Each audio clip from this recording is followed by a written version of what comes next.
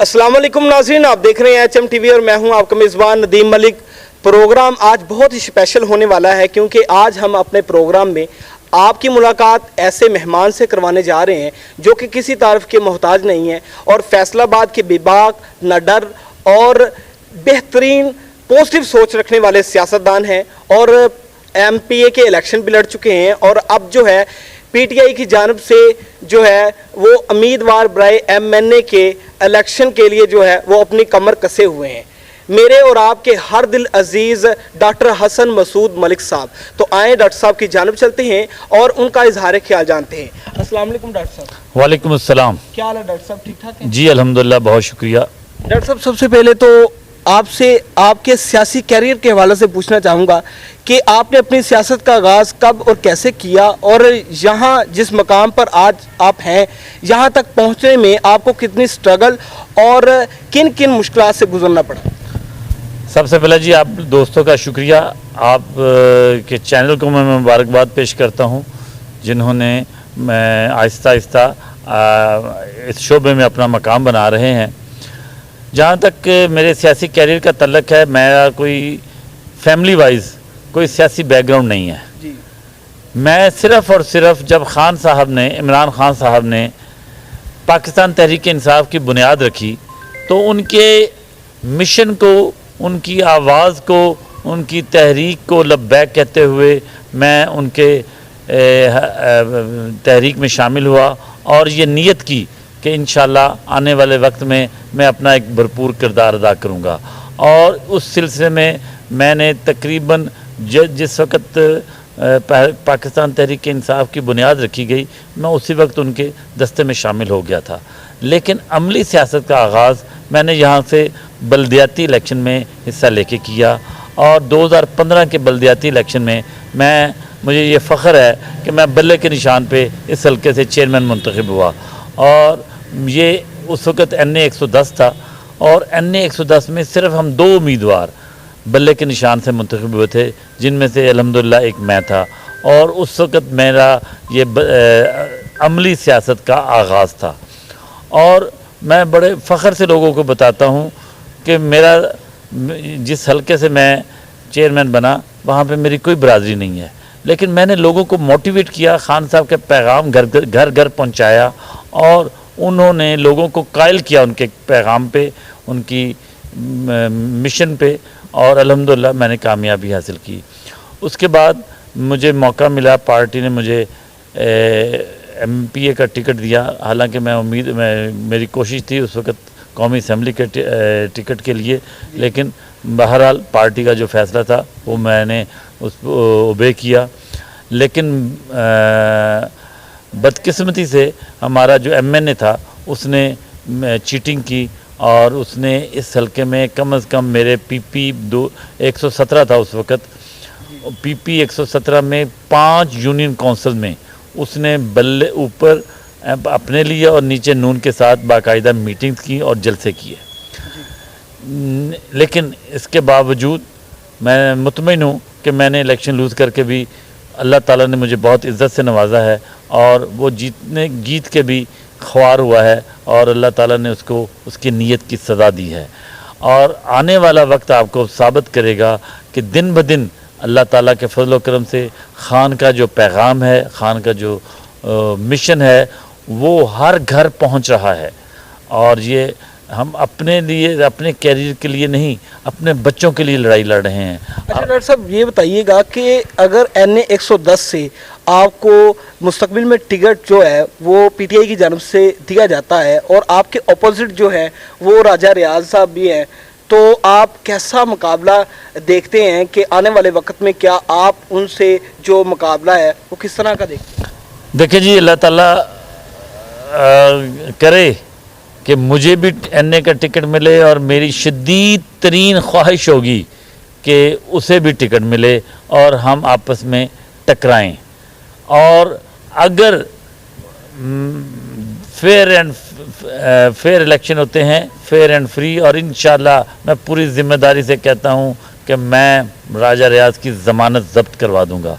इसमें मेरी शख्सियत का भी कुछ रोल है 20-25%, लेकिन मेजर बुनियादी फ़र्क है خان صاحب کے پیغام کا.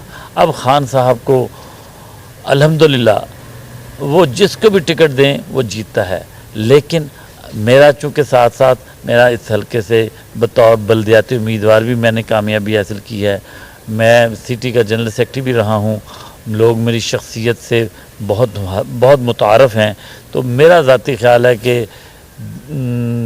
راج ریاض کا الیکشن 11-12 بجے تک ختم ہو جائے گا اگر ہمیں موقع ملتا ہے الیکشن لڑنے کا. ٹھیک ہو گیا. تو ڈاکٹر صاحب اگر فیصل آباد میں دیکھا جائے تو فیصل آباد میں جو ضمنی الیکشن ہونے جا رہے ہیں اور جو عابد شیر علی ہے اس کے مقابلہ میں بذات خود جو ہے عمران خان صاحب جو ہیں وہ الیکشن لڑ رہے ہیں، اس کو آپ کس نظر سے دیکھتے ہیں؟ دیکھیں یہ بیسیکلی بنیادی طور پہ بدنیتی پہ مشتمل فیصلہ تھا یہ امپورٹڈ حکومت کا. جی ان کے دیکھیں ہم نے تمام 131 نشستوں سے استعفے دیے اور انہوں نے 3 ماہ کے بعد 11 سیٹوں کے استعفے منظور کر لیے. اور ان کے خیال میں یہ تھا کہ ہم پی ٹی آئی کی قیادت کو ایک لال بتی کے پیچھے لگا دیتے ہیں. وہ پہلے یہ 10 الیکشن لڑیں گے، اب اس کے رزلٹ آنے کے بعد پھر ہم اگلے 10 حلقوں سے ان کو الیکشن کا اناؤنس کر دیں گے. تو خان صاحب نے ایک خوبصورت اسٹروک کھیلتے ہوئے چھکا مارا اور انہوں نے اعلان کر دیا کہ میں خود تمام حلقوں سے الیکشن لڑوں گا. تو کیسا مقابلہ دیکھتے ہیں کہ کیا سیٹ نکال پائیں گے کہ نہیں؟ دیکھیں یہ تو سورج کو چراغ دکھانے والی بات ہے. عابد شیر علی تو میرا خیال ہے فرق حبیب سے بھی نہیں جیت سکتا. حالانکہ فرق حبیب کی تھوڑی سی پوزیشن یہ مصروفیت اس کی اسلام آباد میں بہت زیادہ رہی ہے، چونکہ اس کے پاس اطلاعات و نشریات کی منسٹری تھی، ہی واز اسٹیٹ منسٹر. تو اس وجہ سے وہ حلقے کو نسبتاً کم ٹائم دے سکا ہے. لیکن اس کے باوجود میں چیلنج سے کہتا ہوں کہ یہ تو عابد شیر علی جو پورے 4 سال حلقے سے غائب رہا ہے یہ تو فرق حبیب سے بہت بری طرح ہار جائے گا. تو خان صاحب کا تو مقابلہ بنتا ہی نہیں ہے. اچھا if you don't mind سر کہ ایک سوال جو بہت ہی سخت ہوگا آپ کے لیے کہ فیصل آباد میں جس طرح جو ہے دوسرے پی ٹی آئی سیاستدان جو ہے فرق حبیب صاحب اور دوسرے جو پی ٹی آئی کارکن ہیں ان کو جس طرح پذیرائی ملی اس طرح آپ کو نہیں دیکھا گیا کہ آپ کو پی ٹی آئی کی طرف سے پذیرائی کیوں نہیں ملی؟ اس کو آپ کس پوائنٹ آف ویو سے لیتے ہیں؟ دیکھیں میں آپ کو ایک بات کریے اس بارے میں وضاحت کر دوں. میں سب سے پہلے جب میں ہماری حکومت گورنمنٹ وفاق میں بنی تو پارٹی کی طرف سے مجھے سب سے پہلے یہ آفر ہوئی کہ ڈاکٹر صاحب آپ فیسکو کی چیئرمین شپ لے لیں، ایف ڈی اے کی چیئرمین شپ لے لیں. میں نے اس وقت بھی ریفیوز کر دیا تھا اور آج بھی میں یہ ریفیوز کروں گا. یہ پذیرائی نہیں ہے. دیکھیں things should be very clear. میں ایک ڈیموکریٹڈ مائنڈیڈ ہوں. میں اپنے حلقے سے الیکشن نہیں جیت سکا، مجھے کوئی حق نہیں پہنچتا کہ میں کسی ادارے کی چیئرمین ہی لوں، اس لیے کہ میں جب اپنے حلقے سے منتخب ہو جاؤں گا پھر میرا حق بنے گا. مجھے دیانتداری سے میں بتا رہا ہوں اور یہ پوری ہماری پارٹی کی تنظیم کو پتہ ہے کہ مجھے انہوں نے فیسکو کی بھی اور ایف ڈی اے کی بھی دونوں کی ذمہ داری کی آفر کی تھی. میں نے اس وقت بھی معذرت کی، آج بھی میں معذرت کروں گا. جب مجھے حلقے سے منتخب بھی نہیں میں ہو سکا تو یہ میرا رائٹ نہیں بنتا کہ میں اس قسم کا کوئی عہدہ لوں. ہاں اس کے بعد مجھے پارٹی نے تنظیم کی ذمہ داری دی اور میں 3 ڈویژن میں جو ہمارا نارتھ ریجن تھا اس میں 3 ڈویژن شامل تھے، فیصل آباد، سرگودا اور راولپنڈی. صداقت عباسی صاحب جو مری سے ایم این اے ہیں وہ ہمارے صدر تھے اور میں اس کا جنرل سیکرٹری تھا. تو ہم نے 1.5 سال یہ تنظیم چلائی ہے. تو میں خود انٹرسٹڈ نہیں ہوں کسی بھی گورنمنٹ کے ادارے میں ذمہ داری لینے کا. میں ہاں جب میں اپنے حلقے سے منتخب ہو جاؤں گا تو میں ضرور یہ ذمہ داری لوں گا. اچھا ایک چیز جو ہمیں اس وقت نظر آ رہی ہے سیاسی صورتحال جو اس میں جو ایک دم سے تبدیلی آ رہی ہے کہ کوئی بھی جو برسر اقتدار آتا ہے وہ پہلے صورتحال کچھ اور ہوتی ہے اور بعد میں جو ہے اس کو یو ٹرن لینا پڑ جاتا ہے. اس کی کیا وجہ ہے؟ اس صورتحال کو آپ کس نظر سے دیکھتے ہیں؟ نہیں وضاحت کریں اپنے سوال کی کہ آپ کیا. میں یہ پوچھنا چاہتا ہوں کہ اس وقت جو برسر اقتدار پہلے آپ کی حکومت تھی پی ٹی آئی تو اس وقت جو ہے وہ یہی رونا دھونا تھا کہ ریلیف دینے میں جو پی ٹی آئی ناکام ہو چکی ہے.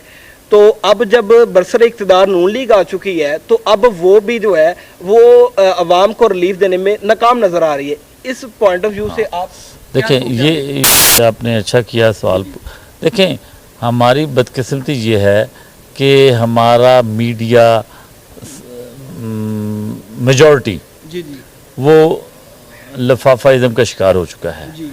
ہمارا جو 3.5 سال کا اقتدار ہے اس میں پہلے 6 مہینے سال نو ڈاؤٹ مشکلات رہیں، لیکن اس کے بعد وقت نے ثابت کیا اور فگرز نے ثابت کیا کہ ہمارا دور میں معاشی ترقی کا ایک پہیہ پراپر چل پڑا اور کوئی پاکستان میں کاروباری شعبہ ایسا نہیں تھا جس نے پروگرس نہ کی ہو.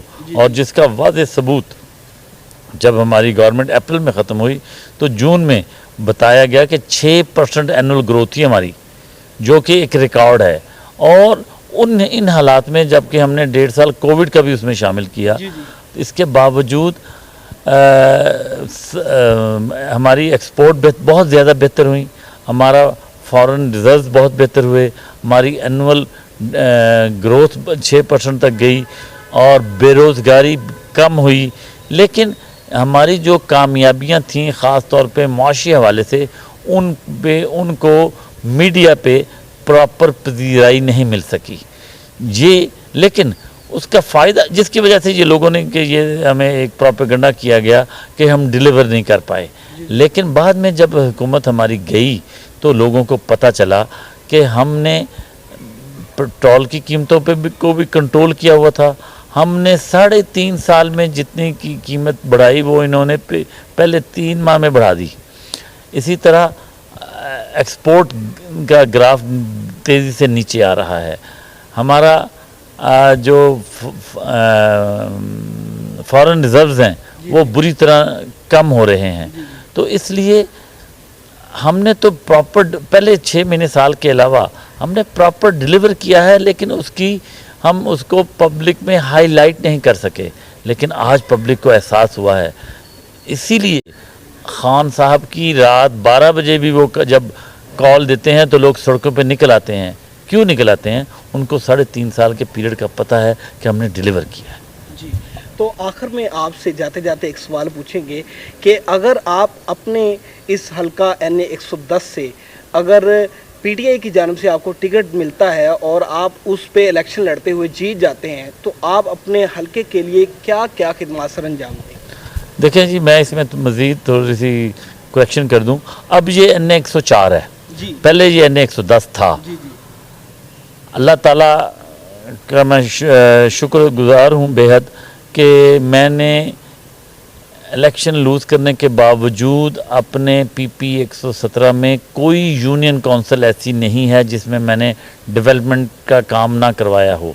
مجھے ٹوٹل 5.5 کروڑ روپے ملا تھا، لیکن اس میں میں نے 16 UCوں میں ہر UC میں الحمدللہ ڈیولپمنٹ کے کام کروائے ہیں. اگر اللہ تعالیٰ کے فضل و کرم سے مجھے موقع ملتا ہے بطور MNA اپنے حلقے میں ڈیلیور کرنے کا تو میں انشاءاللہ پوری کوشش کروں گا کہ اس میں خاص طور پہ جو ہمارے 3, 4, 5 یونین کونسل ایسی ہیں جو بری طرح پسماندہ ہیں، جن میں سیوریج کا نظام نہیں ہے، پینے کے پانی کا بندوبست نہیں ہے.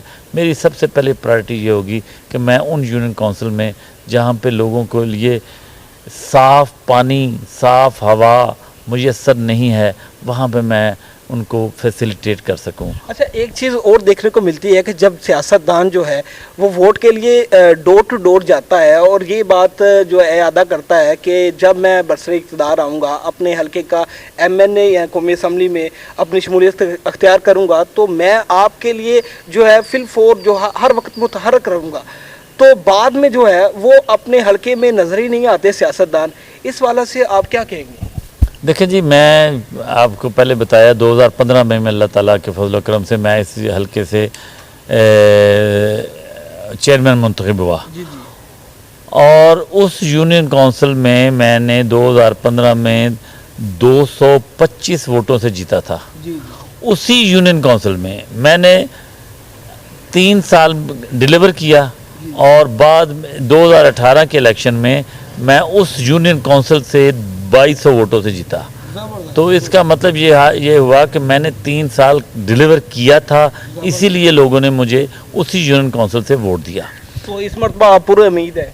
मैं बहुत ज़्यादा पुरुमीद हूँ। मैं पूरी जिम्मेदारी से ये क्लेम करता हूँ कि मेरे हलके में जिस किसी ने भी कभी भी मुझे फ़ोन किया है तो या मैंने अटेंड किया है या मैंने विद इन 24 आवर्स उसको रिंग बैक किया है।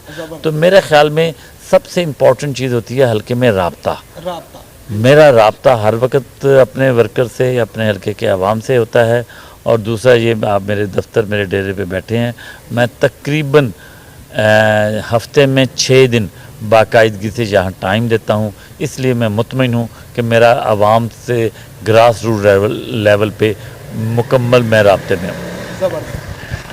नाज़रीन, डॉक्टर साहब की आपने गुफ्तगू सुनी और बड़ा ही अच्छा मैसेज जो उन्होंने दिया कि अगर जो है मुझे पीटीआई की जानब से जो है इमरान खान साहब की जानब से जो है वो टिकट मिलता है और मैं पूरे इंशाअल्लाह यकीन के साथ कहता हूँ कि मैं अपनी जो हल्के की आवाम है उसको पूरे तरीके से डिलीवर करने की कोशिश करूँगा।